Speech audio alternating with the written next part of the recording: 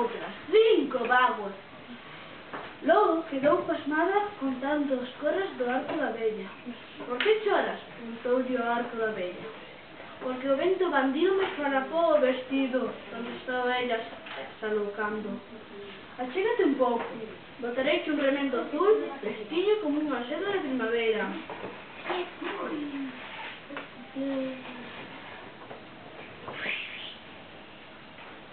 Camila seguiu andando cun anel nunha pata, unha listiña de prata, un lindo remendo azul e un pouco menos de pena.